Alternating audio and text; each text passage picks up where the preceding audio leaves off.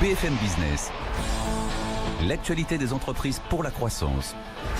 Le défi ETI, présenté par David Delos. Et oui, vous êtes bien sûr BFM Business. Bienvenue à tous. Top départ pour une nouvelle édition de Défi ETI, l'émission consacrée aux entreprises de taille intermédiaire. Ces sociétés qui ne sont plus des PME, qui ne sont pas encore de grands groupes. La plupart d'entre elles sont des histoires de famille. Alors justement, est-ce que cela demande un accompagnement particulier? Comment transmettre à ses successeurs, à ses proches, les rênes d'une entreprise familiale? Nous allons poser la question à Philippe Cléry-Melin, le patron du groupe Sinoué. Et puis deux experts pour nous aider à y voir plus clair. Pascal Pellarin, de notre partenaire de la Banque Palatine, et Étienne Guérin, juriste, fiscaliste, gérant du cabinet de conseil Practice. Mais d'abord, l'actualité de la semaine. BFM Business, le défi ETI. L'actu de la semaine. Et on va parler marché de l'emploi avec Étienne Braque. Bonjour Étienne. Bonjour David. Après les multiples abaissements de croissance des derniers jours, c'est au tour des créations d'emplois de marquer le pas. Elles ont été moins fortes l'année dernière. C'est ce que nous apprend cette semaine l'INSEE. L'année dernière, la France a créé 160 300 emplois précisément. C'est une hausse de 0,8%, mais c'est 2 fois moins qu'en 2017. Mais c'est pas vraiment une surprise car, comme vous l'avez dit, d'après les estimations de croissance, ça se profilait que les créations d'emplois l'année dernière allaient être moins fortes qu'en 2018. Pour rappel, la croissance en 2018 était de 1,5% selon l'INSEE.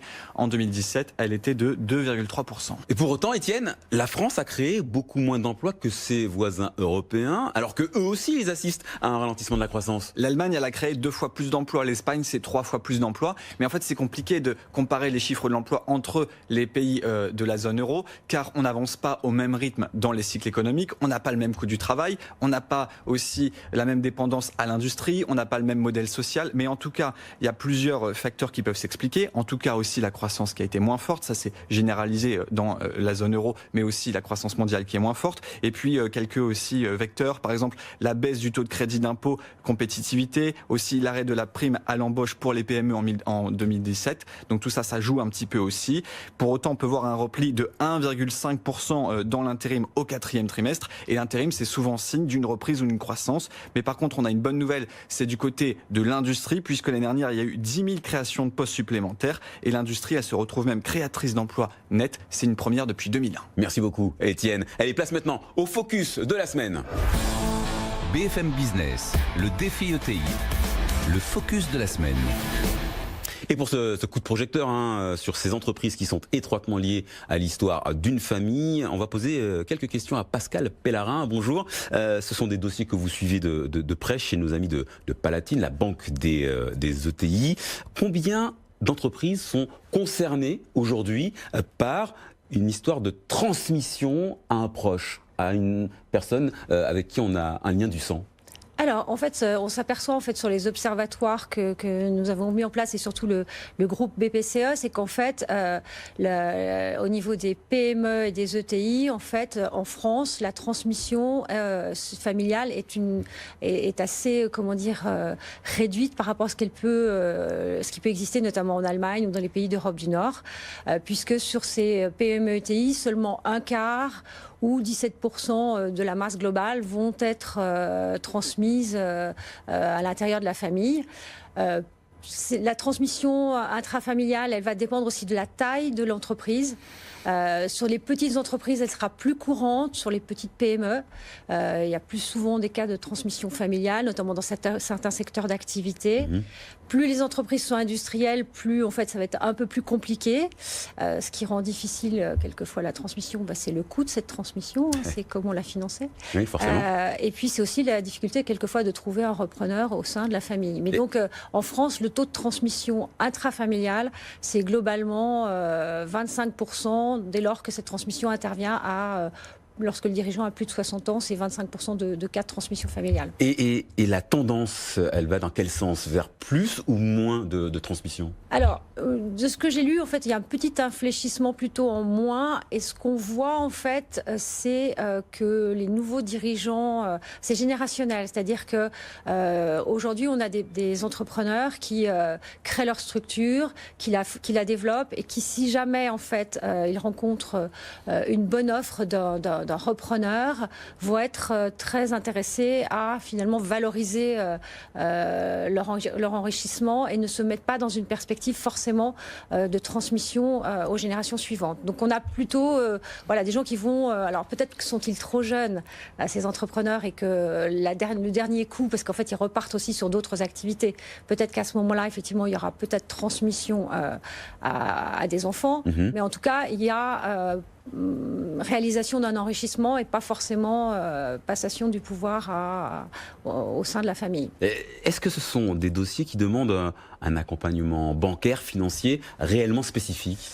Alors, la transmission familiale, oui, parce qu'en fait, souvent on accompagne nos dirigeants pour la réflexion qui est conduite en amont de cette transmission, à savoir identifier le repreneur, identifier aussi les moyens de désintéresser la fratrie, parce que souvent on a plusieurs enfants, que tous les enfants ne sont pas en capacité de, ou tous les enfants ne sont pas intéressés à. Donc il y a effectivement toute une ingénierie à mettre en œuvre pour identifier les meilleures voies pour préserver l'équité et favoriser la reprise par le successeur. Alors Sinoué fait partie de ces ETI dites familiales. Sinoué, c'est un des plus gros acteurs privés du secteur de la santé mentale en France. Étienne Braque nous fait découvrir un groupe fondé il y a un peu plus de 20 ans maintenant. C'est en 1998 que le docteur Philippe Cléry-Melin entre au capital de sa première clinique à Garches. Depuis, le groupe Sinoué, c'est 9 établissements, 80 millions d'euros de chiffre d'affaires et plus de 850 salariés. Un peu plus de 15 ans après sa création, Sinoué a pris le virage de l'international, avec en 2014 le rachat d'une clinique à Londres, le tout avec une spécialité, la santé mentale. Le groupe est devenu pionnier dans les techniques de thérapie. Sinoué, c'est aussi un groupe familial. 5 enfants ont rejoint l'aventure. De quoi permettre de nouvelles étapes et devenir la référence européenne en santé mentale et en réadaptation. Bonjour Philippe Cléry-Melin. Bonjour. Merci d'avoir accepté notre invitation. Vous êtes le PDG, le fondateur du groupe Sinoué. Alors comment est née l'idée de créer cette entreprise ? Je dirais le hasard existe et il a bien fait les choses. J'avais effectivement un parcours plutôt universitaire, essentiellement hospitalier public. Et puis mon patron m'a orienté vers un établissement privé à Meudon où il plaçait sa clientèle privée. Et donc je me suis occupé de cette clientèle, j'ai appris beaucoup auprès de lui, parce qu'il suivait ses patients, j'ai eu des leçons cliniques. Et puis un jour, le patron de la clinique Bellevue à Meudon m'a fait part du fait qu'il était souffrant, qu'il était malade, que sa maladie effectivement allait l'obliger à quitter son poste. Il s'est tourné vers moi en me disant qu'il considérait que j'étais probablement celui qui était le plus apte à reprendre son établissement. Donc ça a été une première acquisition en 92, mais le groupe lui-même est né en 98 avec l'acquisition du deuxième établissement. Pour être un groupe, il faut déjà être deux. Donc, en fait, le métier d'entrepreneur, entre guillemets, vous l'avez appris sur le tas. C'est-à-dire que j'ai appris sur le tas. J'avais probablement, je dirais, des prédispositions, puisque j'avais hésité avant de faire médecine, j'avais hésité avec HEC. Donc, voilà, donc probablement... Il y avait une appétence. Les gènes, je dirais, ne mentent pas. Et c'est vrai que j'ai trouvé très vite beaucoup de plaisir à organiser, en tout cas, une offre de soins de qualité. Et c'est ce qui a conduit, si vous voulez, l'extension progressive, mesurée, de bon père de famille de ce groupe. De bon père de famille, mais désormais, il y a quand même une demi-douzaine de cliniques. Il y a d'autres projets, d'autres acquisitions qui sont tout à fait en vue. Je signale que je suis resté totalement indépendant, c'est ma nature. Donc je ne fréquente pas les fonds d'investissement, je suis resté donc l'actionnaire majoritaire avec ma famille. Et aujourd'hui, arriver à 9 établissements, c'est déjà lourd sur les épaules d'un seul homme, même si j'ai des collaborateurs qui naturellement m'aident et que j'ai pu sélectionner au fur et à mesure des années. Aujourd'hui, le contexte français fait que nous nous portons plutôt sur le développement de notre concept de psychiatrie, parce que c'est ça qui est le cœur du sujet, à l'étranger. Donc nous avons franchi le Channel déjà. Oui.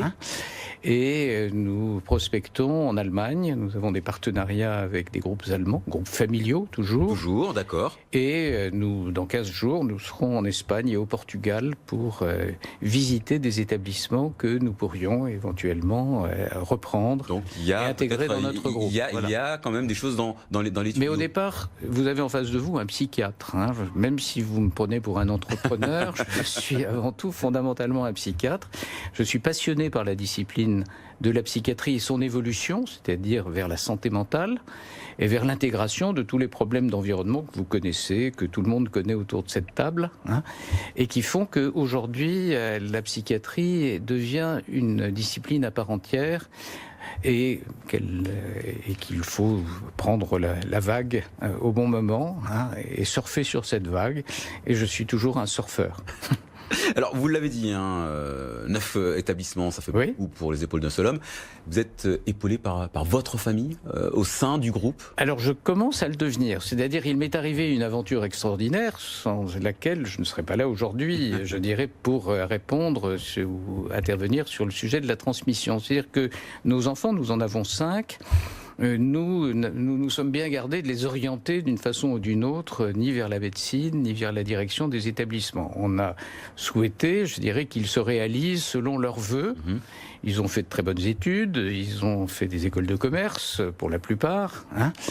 Et aujourd'hui, enfin depuis 2-3 ans, à ma grande surprise, je dirais, ils sont venus vers moi pour me dire « Papa, on voudrait travailler avec toi ». Et ils sont rentrés dans le groupe. Donc il n'y aurait pas de transmission s'il n'y avait pas eu effectivement cet étrange mouvement. Ça vient d'eux, hein. Ça vient d'eux totalement. C'est pas vous qui avez désigné. Et en même temps, et je vous en dirai quelques mots, ils ont même aussi contribué à créer une fondation familiale qui porte le nom de leur petit frère que nous avons perdu, hein, et qui aujourd'hui s'appelle la Fondation Paul Cléry-Melin, et qui porte aujourd'hui des projets importants, d'écoles de la deuxième chance, d'écoles de production, et autrement dit, on se diversifie dans le but de pouvoir donner aux patients, aux jeunes patients que nous suivons, cette possibilité d'aller jusqu'à l'insertion. Étienne Guérin, vous, bonjour. D'abord, vous gérez le cabinet de conseil Practice. Ça vous inspire quoi, le cas de Philippe Cléry-Melin? Alors, je dirais, sans offense à M. Cléry-Melin, qu'il est à la fois classique et atypique. Ce qu'on retrouve sur beaucoup, finalement, d'aventures entrepreneuriales. C'est-à-dire que, vous le disiez fort justement, pour beaucoup d'entrepreneurs qui ont de la réussite, comme pour vous et votre groupe, ils n'avaient pas initialement vocation nécessairement à devenir chef d'entreprise, mais les événements de la vie ont fait que finalement, à un moment, cette étincelle qui était là, qui était dormante, est devenue vraiment quasiment un brasier, en fait, qui permet de développer ce groupe d'entreprises. Et c'est pour ça que je dirais que c'est et atypique et traditionnel, parce qu'on retrouve assez facilement ça dans les ETI, en tout cas lorsque l'on a affaire à la première génération, les fondateurs, les créateurs.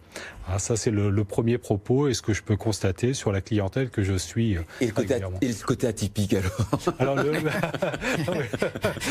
J'attends le diagnostic. Non, je me garderai bien. Non, mais c'est cette notion, si vous voulez, que le parcours est atypique, puisque initialement, ce n'était pas un parcours qui allait être linéaire avec vocation de développer une entreprise et d'en faire un groupe. C'est en ça que ça peut être atypique. Et puis traditionnel, puisque finalement, on le retrouve dans beaucoup d'ETI, en tout cas pour ce qui est de la première génération. Pascal Pellarin, quand vous entendez l'histoire de Philippe Cléry-Melin, ça vous inspire quoi en termes de mécanisme de transmission? La création, par exemple, d'une fondation, ça peut être quelque chose qui peut servir? D'abord, c'est une belle idée, puisque alors la fondation, ça sert plus ou moins à la transmission, plutôt, c'est autre chose, puisqu'en fait, ça sert à préserver des valeurs, ça sert à financer des choses auxquelles on tient, voilà, auxquelles on tient. De financer ce que la sécurité sociale ne finance pas aussi. Voilà, exactement. un autre sujet. Mais la fondation dans son acception, en tout cas en droit français, n'est pas un outil de transmission. C'est un outil pour asseoir des valeurs, une histoire, voilà, c'est quelque chose de très très qu'on doit saluer parce que c'est effectivement on a besoin de ces capitaux qui sont investis pour défendre des causes. Après, ce qui est intéressant, c'est qu'aujourd'hui, monsieur est en train de permettre l'apprentissage de la nouvelle génération au métier de direction d'un groupe de clinique. C'est-à-dire qu'effectivement, ces enfants, il leur a permis de venir faire leur expérience. Et donc après, puisque j'ai compris qu'en fait, pour l'instant, c'est une transmission en termes de... Justement, on ouvre la porte de l'entreprise pour l'instant, c'est une transmission des valeurs et transmission des savoirs. Voilà. Nous ne sommes pas, pour l'instant, parce que vous avez remarqué que je suis encore jeune. Tout à fait. Nous ne sommes pas encore aujourd'hui dans la transmission au titre économique, mais ce que je remarque quand même que les 5 enfants aujourd'hui ont fait le même mouvement, je dirais, vers l'entreprise. Est-ce que vous savez si c'était concerté entre eux ? Je pense, oui. Enfin, nous avons des origines corses, donc claniques, et nous... Je pense que beaucoup de choses se partagent, si vous voulez, entre eux. Étienne Guérin, quand on parle transmission, on pense souvent au pacte Dutreil. Alors, c'est quoi cet outil ? En fait, le pacte Dutreil, c'est un pacte fiscal de conservation de titres, avant tout, et qui va permettre, dans le cadre de mutation à titre gratuit, donc donation ou malheureusement succession, qui va permettre de minorer la base taxable de 75% de la valeur économique. Prenons un exemple extrêmement simple. Un groupe qui vaudrait 100 millions, grâce au pacte Dutreil, sera retenu pour une valeur de 25 millions d'euros. D'accord. Et ensuite, en fonction des modalités de transmission, pleine propriété ou démembrement, là aussi, on a des possibilités soit de réduction de droits, soit encore de minoration d'assiette taxable. Donc, on les utilise sur ces thématiques de transmission à titre gratuit.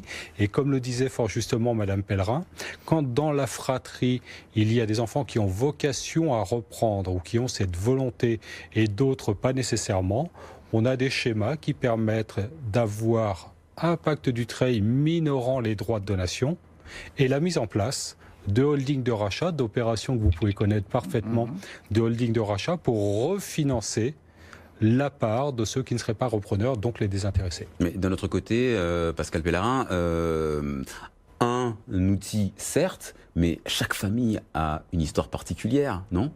Exactement, chaque famille a une histoire particulière. Donc la difficulté, c'est quand la volonté de transmission effectivement est là, c'est de peser les choses, voir sur quel calendrier elles peuvent se dérouler, parce que quelquefois c'est bien d'anticiper en fait, d'anticiper les choses pour d'abord se donner du temps, identifier possiblement la personne qui sera en capacité aussi de reprendre la société, parce que ça c'est un vrai challenge et c'est là-dessus qu'en fait, ce sera la pierre angulaire en fait du succès, puisqu'en fait, il faut que la personne soit en capacité de produire aussi de la richesse pour que le schéma de reprise par la holding soit finalement vertueux, parce qu'il va falloir financer cette holding et donc mettre en place une dette bancaire. Et souvent, le juge de paix entre ce que je donne et ce qui sera racheté, c'est la capacité de servir un dividende pour rembourser la dette d'acquisition. Donc, quelquefois, il est bien de pouvoir étaler les choses dans le temps. Ouais, Étienne Guérin, vous acquiescez là. Oui, j'acquiesce complètement, je rejoins complètement. C'est-à-dire qu'une ETI, avant tout, c'est un groupe familial. Un groupe familial, c'est donc une histoire commune, des valeurs communes. On est donc d'abord sur de l'humain, finalement, comme en psychiatrie. Et ensuite, on a la technicité et juridique et financière et fiscale. Et comme vous le soulignez fort justement, pour avoir un holding de rachat, encore faut-il avoir un résultat qui soit distribuable et qui puisse refinancer cette dette bancaire. Et c'est pour ça que lorsqu'on en est à ces éléments, là aussi, qui est donc une capacité d'endettement par rapport à une valeur économique donnée, on peut avoir des transmissions qui se réalisent soit en une fois, soit petit à petit dans le temps. Et un parent aussi, s'il souhaite pouvoir se désengager petit à petit, retravailler sur des notions d'apport rapport de titre à un holding un peu différencié, puisqu'on a eu des évolutions sur la dernière loi de finances là-dessus, avec des mécanismes soit de participation, soit de crédit vendeur. C'est-à-dire qu'on peut structurer la dette un peu différemment. D'accord. Alors Philippe Cléry-Mélin, j'imagine que vous commencez malgré tout à y penser. Vous êtes jeune, certes, je vous l'accorde, mais vous commencez à y penser, puisque vos enfants sont venus vers vous en vous disant « Papa, on voudrait travailler avec toi ». Oui, c'est parce que ce mouvement d'ensemble de mes enfants, effectivement, vis-à-vis de leur père, mérite aujourd'hui d'être confronté à une réalité quotidienne. C'est pour ça que le fait qu'ils soient rentrés dans le groupe, aujourd'hui, ils assument des fonctions de directeur d'établissement pour certains, d'autres s'y préparent, d'autres aussi, ma fille aînée donc, est psychiatre universitaire, et elle a choisi de rejoindre le groupe aussi pour y travailler, et de renoncer à une carrière hospitalière. Donc il faut que tout ceci, toute cette greffe prenne, et qu'à partir de là, pas tout de suite, dans quelques années peut-être, je dirais, bon, on discute un peu de l'évolution de ceux qui veulent effectivement s'impliquer davantage dans le groupe, ceux qui veulent en sortir. Alors, juste une petite question. Comment les collaborateurs avec lesquels vous travaillez depuis très longtemps, comment est-ce qu'ils ont pris l'arrivée de vos enfants? Alors, j'ai eu la sagesse, puisque j'ai quand même 70 ans, de prendre un directeur général, de bien le choisir, un directeur général bienveillant, et qui a effectivement donc aussi un peu la même approche de bon père de famille. Et effectivement, aujourd'hui, ils ont des feuilles de route dans leur implication au niveau du groupe. Où certains, nous avons créé une académie Sinoué, et nous avons une fondation, une académie, mais vous êtes en train de créer un empire, c'est pas possible. Non, petit empire. c'est pas Monaco, mais c'est pas plus grand. Voilà. Et small is beautiful dans ce domaine-là. Et dans cette académie, qu'est-ce qui se passe? Voilà. Et ben dans cette académie, effectivement, ils bénéficient de formation, ils bénéficient de l'accès à Dauphine, donc M. Guérin connaît bien. Et effectivement, l'un actuellement termine un Master 2, l'autre démarre un MBA de management des établissements. Donc, ils vont améliorer leur performance et on leur fait confiance, je dirais, pour développer des établissements qui, je le souligne, sont décentralisés. Nous avons un groupe qui est décentralisé et qui n'est pas verticalisé. Pascal Pellerin, ça c'est important aussi, le profil de celui qui va reprendre l'entreprise. Oui, parce qu'il faut que la banque soit à l'aise avec, effectivement, qu'elle identifie elle aussi le repreneur comme garant de la bonne continuité, de la prospérité de l'entreprise.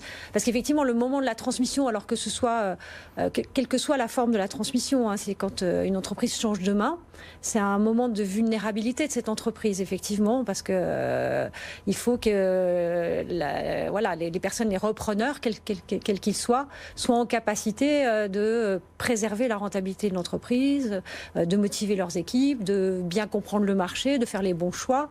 Donc oui, pour la banque aussi, c'est un pari. Et elle aime bien être confortée justement par l'apprentissage. La période d'apprentissage est une période vraiment nécessaire pour que la personne fasse ses preuves. Étienne Guérin, d'un mot, le successeur, il est toujours bien choisi? Pas nécessairement toujours, et parfois il pense l'être, et il pense être naturellement à sa place, et quelques années d'exercice lui prouve même que ce n'est pas toujours le cas. Et ce qui est intéressant finalement dans l'histoire de votre groupe, monsieur le groupe Sinoué, c'est qu'ici on a les 5 enfants qui souhaitaient participer. Le challenge, finalement aussi un challenge devait se révéler.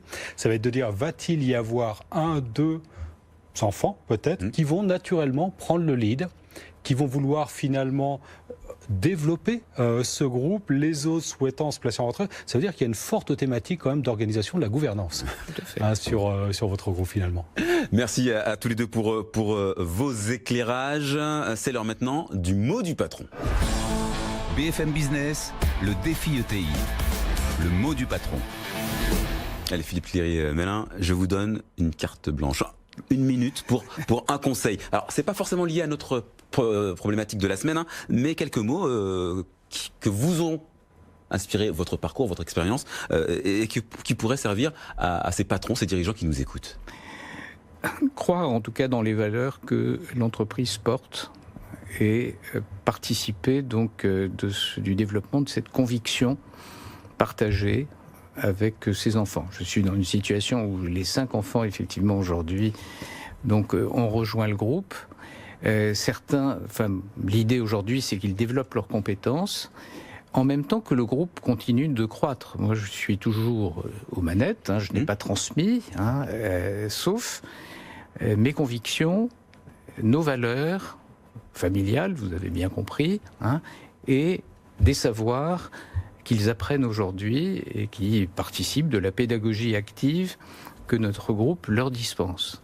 L'important, ce qui restera de toute façon, c'est les valeurs. Pour moi, c'est le mot du patron. D'accord. Les valeurs et l'humain. Voilà. C'est ça. Tout à fait. Merci beaucoup Philippe Cléry-Mélin, PDG fondateur du groupe Sinoway. Merci également à vous Étienne Guérin de Practice et à vous Pascal Pellerin de Palatine, la banque des ETI. Défi ETI, c'est fini pour cette semaine, mais on se retrouve la semaine prochaine et bien sûr toujours sur BFM Business. BFM Business, le défi ETI, l'actualité des entreprises pour la croissance.